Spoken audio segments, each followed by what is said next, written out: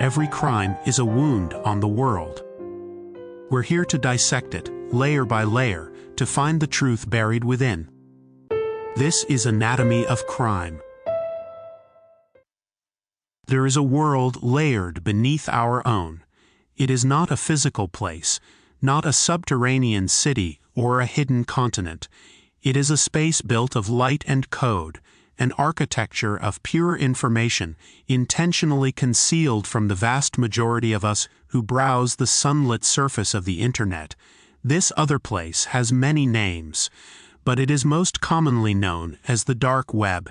It's a realm where anonymity is the supreme law, and where the normal rules of society, commerce, and morality are rendered null and void. In the early 2010s, deep within this digital shadowland, a new kind of empire rose. It was a marketplace, but it sold no books, no electronics, no vintage clothing. It was a bazaar of the forbidden. Its name was the Silk Road, a deliberate echo of the ancient trade route that once connected the East and West, a network that moved silk, spices, and culture across continents. This new Silk Road, however, trafficked in narcotics, forged documents, hacking services, and a host of other illicit goods, all available with the click of a mouse and a transfer of untraceable digital currency.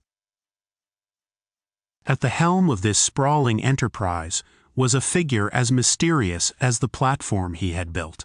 He called himself the Dread Pirate Roberts, a name borrowed from the classic film The Princess Bride, a character who was not one man, but a series of successors passing down a title and a fearsome reputation. This Dread Pirate Roberts, or DPR, was not just a drug lord. He was a philosopher, a self-styled revolutionary. He spoke in the language of libertarian economics, of agorism, of radical individual freedom. He argued that the Silk Road was not a criminal enterprise, but a political statement, a tool for peaceful disobedience against what he saw as a coercive and unjust state. For a time, he seemed untouchable, a ghost in the machine presiding over a billion-dollar operation that law enforcement was powerless to stop. But every empire, no matter how sophisticated, has a foundational flaw. Every ghost, no matter how ethereal, leaves a trace. And every utopia, when confronted with the messy reality of human nature, has a tendency to curdle into something far darker than its creator ever intended. The story of the Silk Road is not just about drugs or technology. It is about the collision of ideology and reality, the seduction of absolute power, and the profound question of what a person is willing to become to protect their perfect world. Today, we dissect the anatomy of a modern criminal enterprise. We will explore how a blend of cutting-edge technology, radical political theory, and sheer entrepreneurial audacity created the first great darknet market, and how a team of federal agents, using a new form of digital forensics, hunted for the man behind the myth. This is the story of how the Dread Pirate Roberts was finally unmasked. To understand the Silk Road, you must first understand the man who dreamed it into existence. His name was Ross Ulbricht, and long before he was the most wanted man on the cybercrime docket, he was, by all accounts, an ordinary, if exceptionally bright young man. Born in 1984 in Austin, Texas, Ross grew up in a supportive, middle-class family. He was an Eagle Scout, a testament to his discipline and idealism. He was inquisitive, with a powerful mind geared towards science and complex systems. He attended the University of Texas at Dallas, earning a bachelor's degree in physics. His intellectual journey then took him to Pennsylvania State University for a master's program in materials science and engineering. He was a scientist, a researcher, someone who dealt in the world of empirical data and physical laws. But beneath the surface of the dedicated student, another intellectual current was taking hold. Ross Ulbricht was becoming a fervent libertarian. He fell deep into the works of Austrian school economists like Ludwig von Mises, who argued for free markets completely unfettered by government intervention. He believed that individual liberty was the highest moral good, and that any form of state coercion, from taxes to drug laws, was an illegitimate violation of that liberty. His personal journals, which would later become a cornerstone of the prosecution against him, reveal a young man wrestling with his place in the world. He was disillusioned. His studies in crystallography felt pointless. He didn't want a 9-to-5 job. He wanted to do something that would have a real impact, something that would change the world in accordance with his newfound ideals. He wrote, "I want to use economic theory as a means to abolish the use of coercion and aggression amongst mankind. The best way to change a government is to change the minds of the governed. To that end, I am creating an economic simulation to give people a first-hand experience of what it would be like to live in a world without the systemic use of force." This economic simulation was the conceptual seed of the Silk Road. It would be a place where the free market, in its purest form, could operate, where individuals could engage in voluntary exchange without the prying eyes or forceful hand of the state. The product he chose to launch this experiment was, from a strategic standpoint, a work of cynical genius: illegal drugs. The war on drugs, in the libertarian view, was the most egregious example of state overreach, a costly, violent, and failed policy that criminalized personal choice. By creating a safe, anonymous platform for buying and selling drugs, he believed he wasn't just facilitating a transaction, he was striking a blow for freedom. The technology to build such a place was just reaching maturity. First, there was Tor, an anonymity network originally developed by the U.S. Navy. Tor, short for the Onion Router, works by bouncing a user's internet traffic through a series of encrypted relays around the globe, making it nearly impossible to trace the connection back to its source. It was the key to creating a hidden website, one that existed only on the dark web. Second, there was Bitcoin. Created in 2009 by the pseudonymous Satoshi Nakamoto, Bitcoin was a decentralized digital currency. It wasn't controlled by any bank or government. Transactions were recorded on a public ledger called the blockchain, but the identities of the parties involved were shielded by cryptographic addresses. It was the perfect quasi-anonymous currency for a black market. In 2010, Ross moved back to Austin. He had tried day trading and a video game startup, but both had failed. He was living with a friend, working at a used book company, and pouring his energy into his new project. He taught himself how to code. He started small, growing psilocybin mushrooms in a rural cabin, intending them to be the first product listed on his site. His journal entry from the time is chillingly prescient. "I began working on a project that has been in my mind for over a year. I'm calling it Silk Road. It's a website where people can buy and sell anything anonymously. I don't know if it will be a success, but I have a good feeling about it." In late January 2011, the Silk Road went live. It was clunky at first, a rudimentary forum with a few listings for those magic mushrooms he had cultivated himself. To attract users, he posted about it on forums dedicated to drug culture and cryptocurrency. The post, written under the username Altoid, was a simple announcement: "I have come across a website called Silk Road. It's a Tor hidden service that claims to allow you to buy and sell anything online anonymously. I'm thinking of buying off of there, but they require you to use Bitcoin. Has anyone heard of this? It was a classic astroturfing strategy, creating manufactured buzz, but it worked. Word began to spread. The Silk Road was more than just a website. It was a carefully designed ecosystem. It had a user interface that mimicked legitimate e-commerce sites like eBay or Amazon. Vendors could create storefronts. Buyers could browse listings, add items to their cart, and pay with Bitcoin. Crucially, it had a review and reputation system. Buyers could rate vendors and leave feedback on product quality and stealth shipping methods. This created a self-policing market where trust, a commodity in short supply in the criminal underworld, was built through transparency. The system was ingenious. A buyer would place an order, and their Bitcoin would be held in an escrow account controlled by the site. The vendor would then ship the product, vacuum-sealed, placed inside a decoy package, like a DVD case or a bag of coffee, and sent through the regular mail. Once the buyer received the package and was satisfied, they would finalize the order, releasing the Bitcoin from escrow to the vendor. The Silk Road took a commission on every sale, ranging from 10% on smaller transactions down to about 2% on larger ones.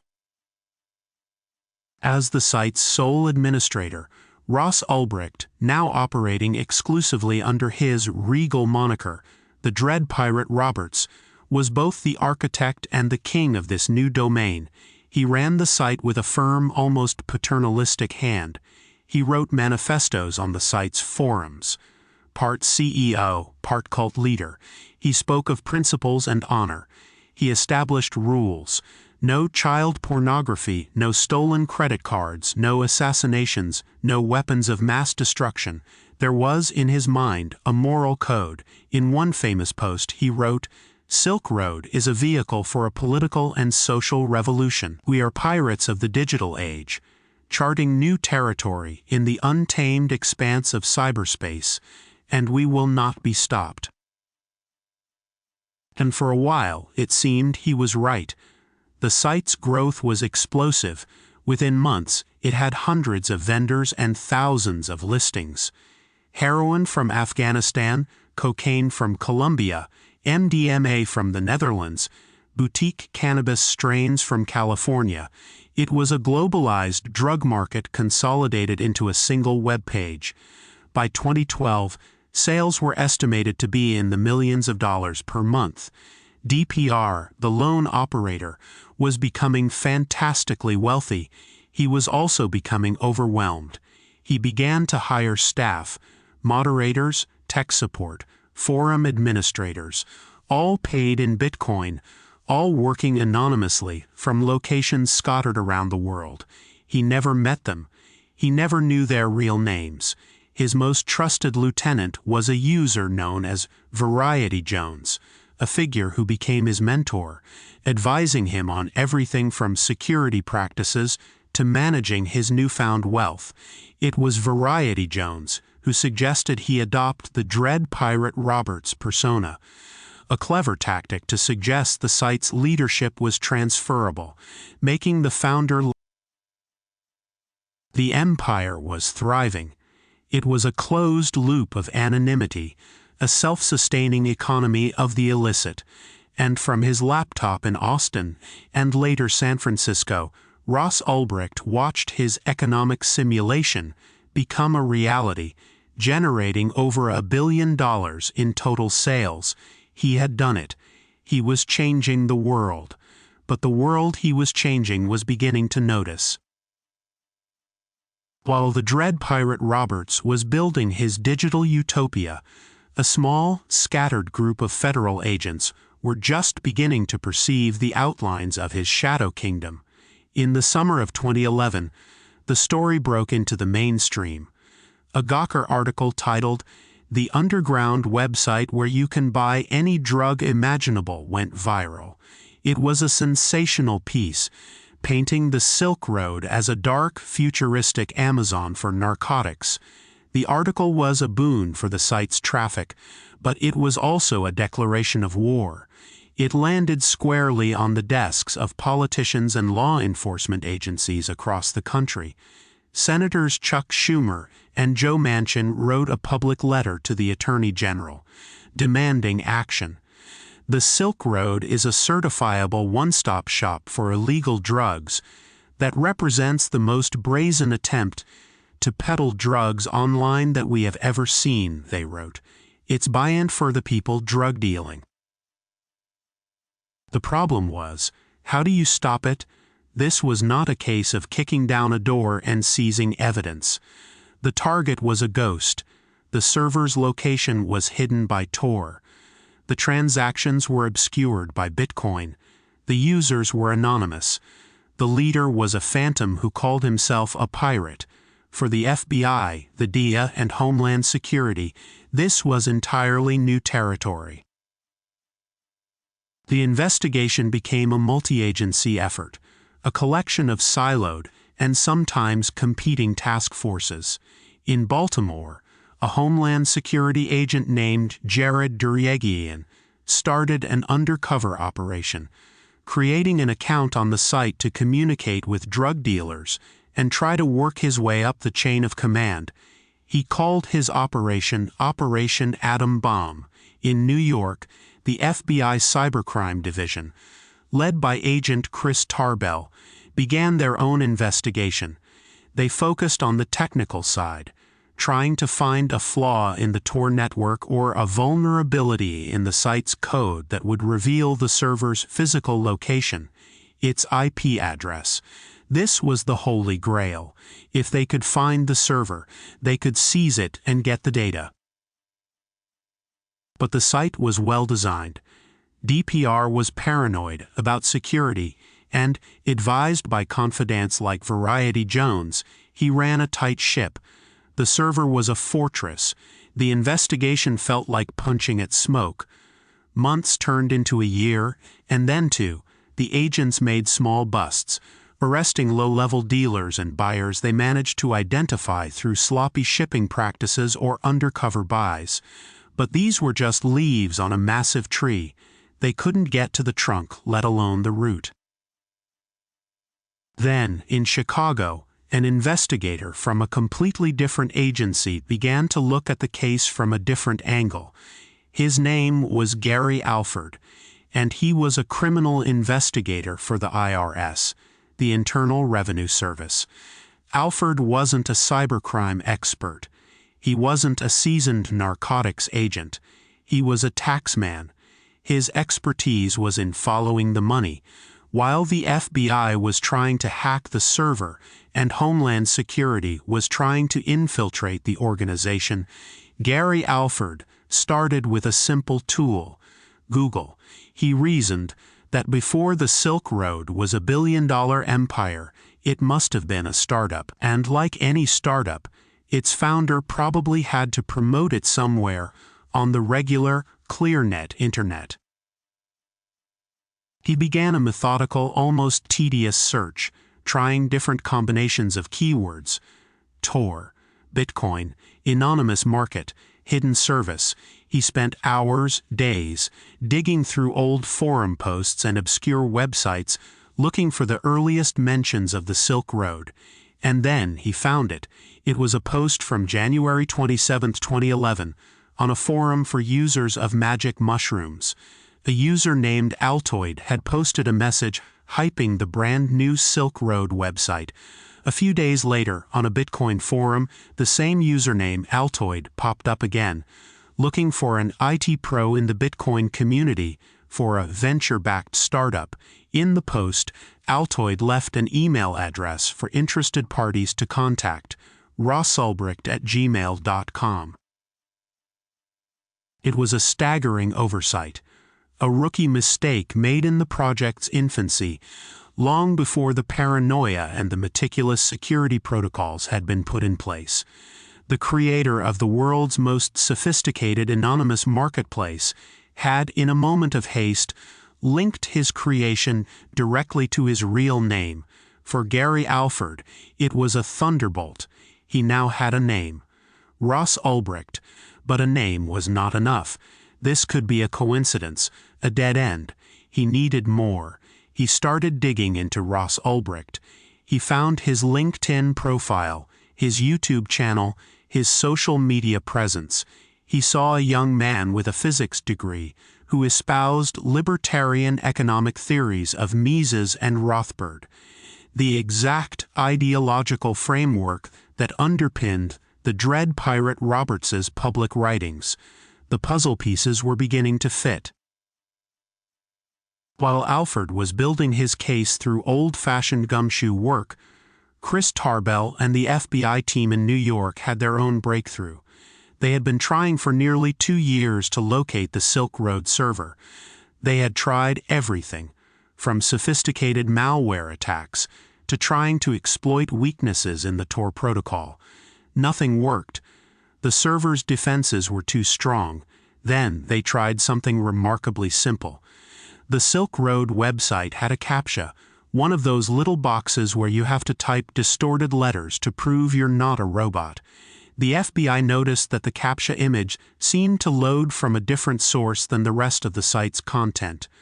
On a hunch, they started analyzing the site's network traffic. They realized that while most of the data was being routed through Tor's anonymizing network, the CAPTCHA image, due to a small misconfiguration in the server's code, was not.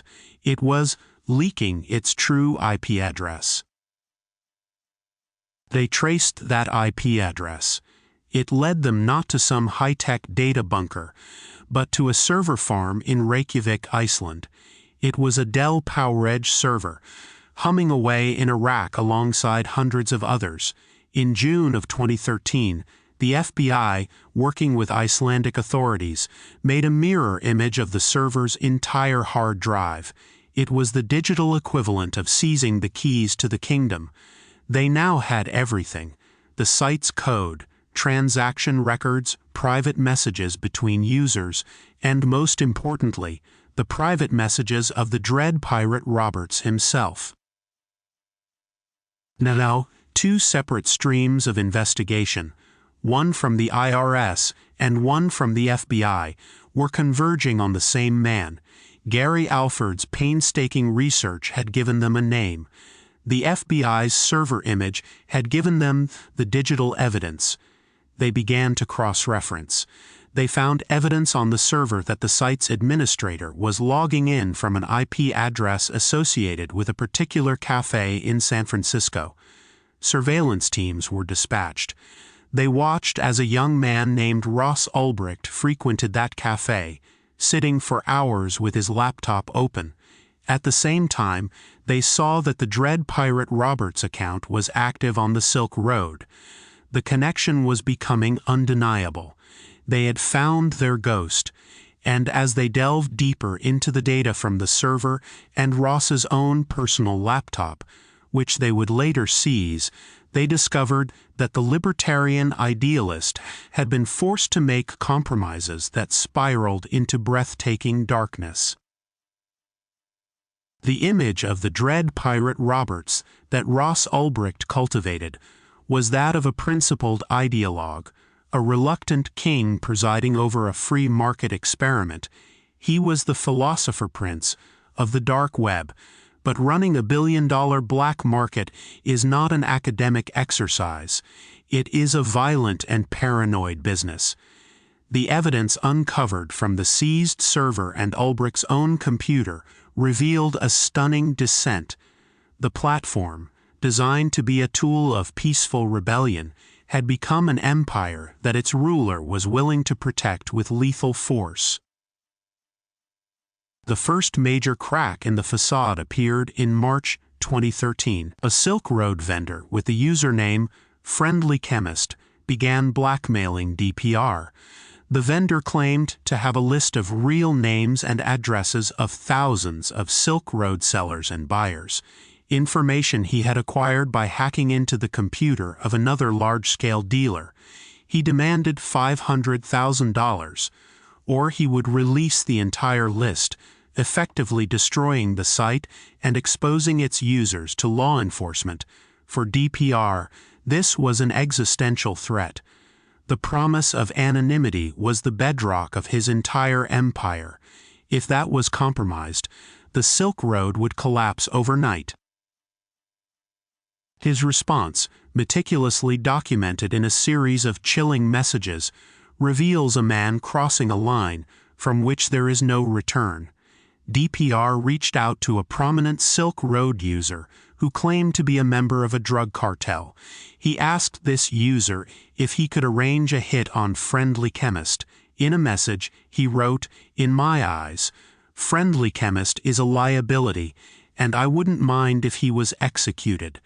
I'm not sure how much you want for the job, but I'd like to put a bounty on his head." After some negotiation, they settled on a price, $150,000, paid in Bitcoin. DPR provided the blackmailer's name and address in British Columbia, Canada. He requested photographic proof of the kill. A few weeks later, the user reported back that the job was done. "He is gone," the message read. "They beat him to a pulp, and he signed over all his crypto, then they forced him to overdose. There was no proof the murder actually happened. Canadian police have never found a record of a homicide that matches the details. It's highly likely that DPR was scammed by a clever user who simply fabricated the story to get the Bitcoin. But that almost doesn't matter. What matters is that Ross Ulbricht, the man who wanted to abolish coercion, believed he had ordered a man's death and was perfectly content with the outcome. This was not an isolated incident. The server logs revealed at least 5 other murder-for-hire plots commissioned by the Dread Pirate Roberts. The most significant of these involved a former Silk Road employee named Curtis Green.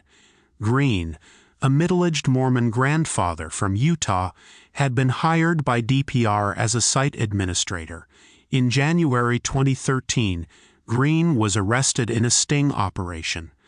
Federal agents, led by Jared Duryegian, found a kilogram of cocaine that had been shipped to Green's house. After his arrest, Green began cooperating with the authorities. But before law enforcement could fully leverage him, another Silk Road user, operating under the name Knob, contacted DPR.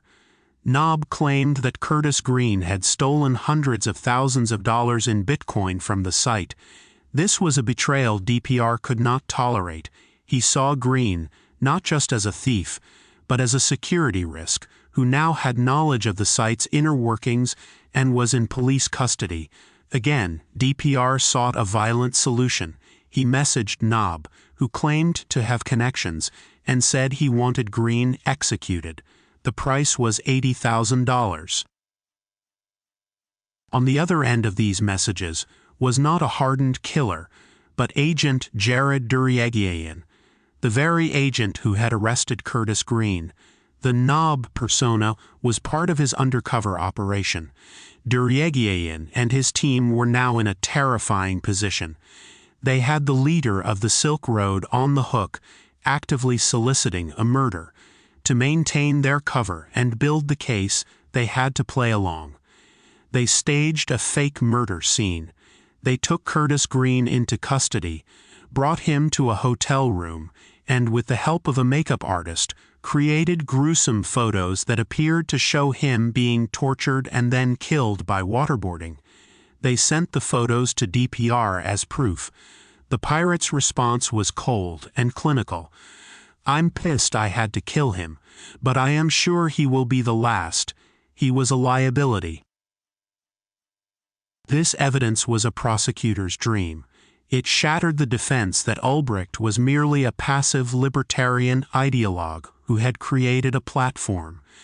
This was the behavior of a ruthless drug kingpin, a man willing to use violence to protect his profits and his power.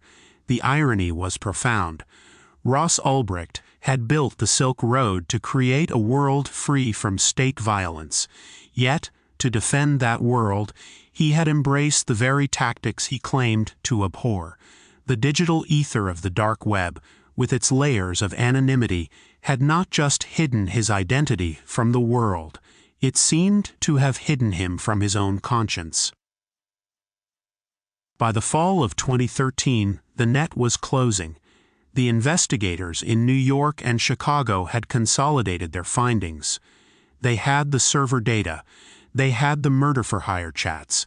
They had Ross Ulbricht's name and location. They knew he lived in a rented room on 15th Street in San Francisco and spent his days working from the Glen Park branch of the public library. All that was left was the arrest. But it had to be perfect. It wasn't enough to simply arrest him. They had to catch him in the act. They needed to seize his laptop while he was logged into the Silk Road's server as the dread pirate Roberts, with his fingers on the keyboard of his criminal empire. Any other scenario would give him an opening, a sliver of plausible deniability. He could claim the laptop wasn't his, or that someone else had been using it. They needed to catch the pirate at his ship's helm.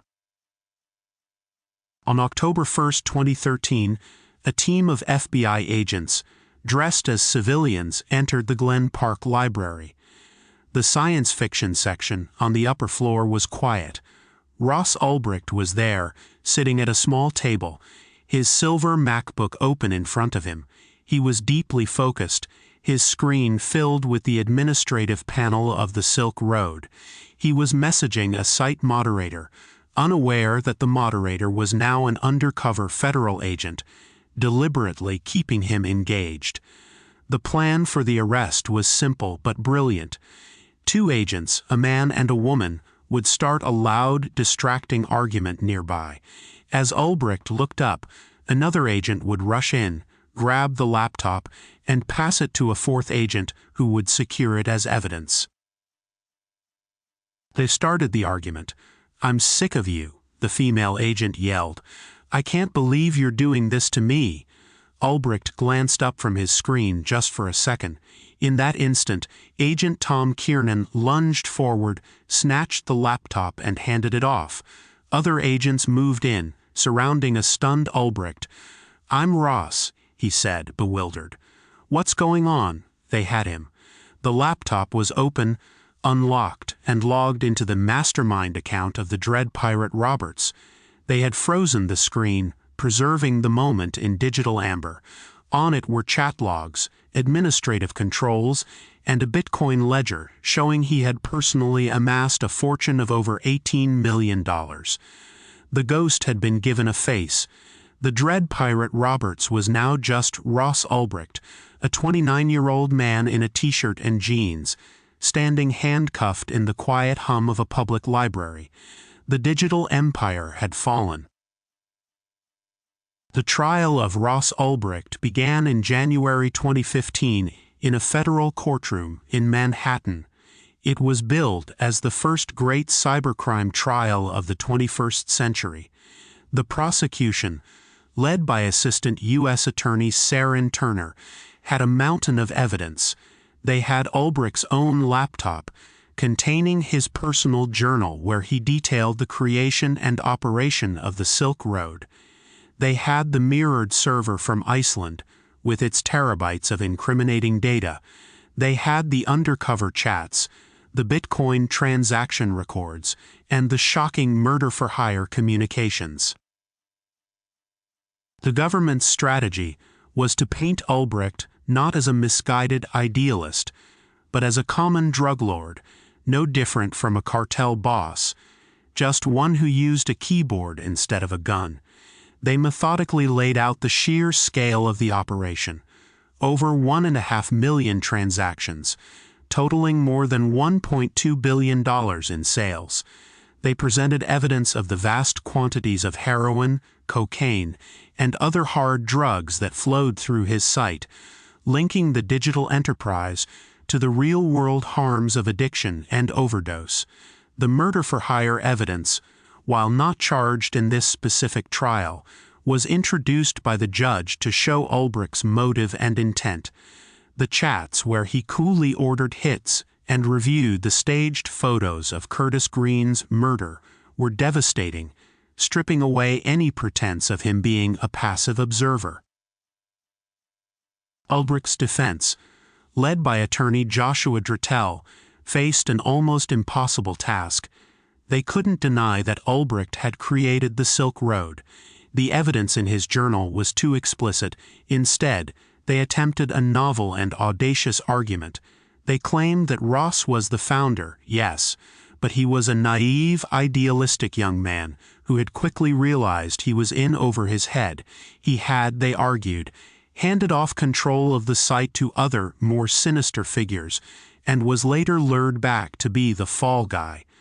The defense argued that the real Dread Pirate Roberts was someone else entirely.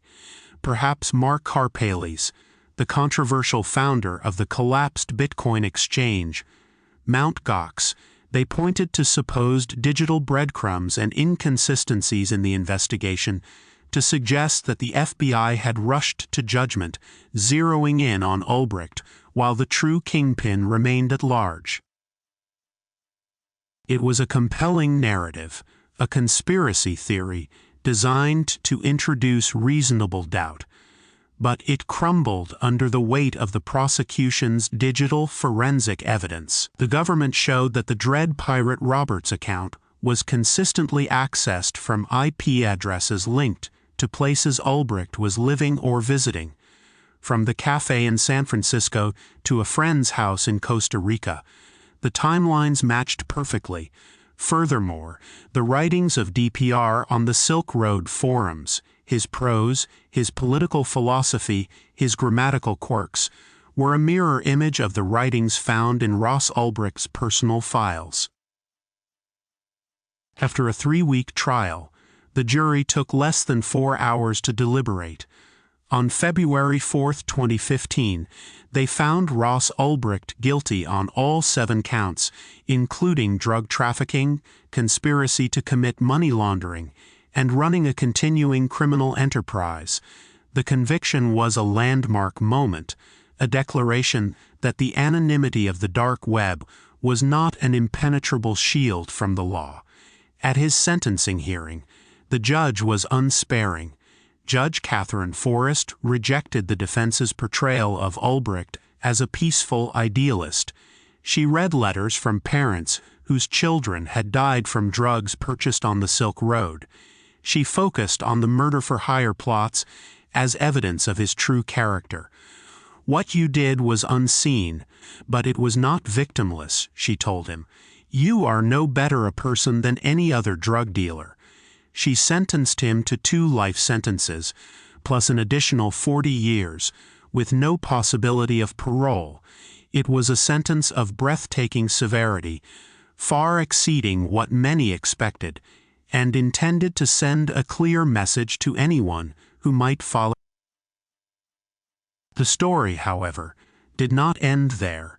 In a bizarre epilogue that seemed to underscore the corrupting power of the Silk Road's vast, untraceable wealth, 2 of the federal agents who had investigated the case were themselves arrested and convicted. Secret Service agent Sean Bridges, a computer forensics expert on the Baltimore Task Force, was caught stealing over $800,000 in Bitcoin from the Silk Road during the investigation.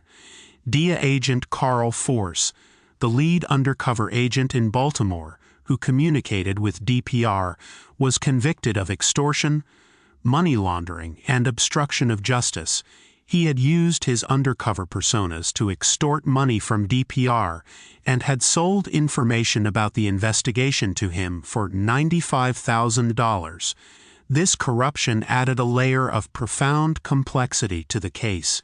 It fueled the arguments of Ulbricht's supporters, who claimed the entire investigation was tainted and that he had been framed by rogue agents. While their crimes were egregious, the courts ultimately ruled that their actions did not undermine the core evidence against Ulbricht, which came largely from the separate, clean investigation run out of New York.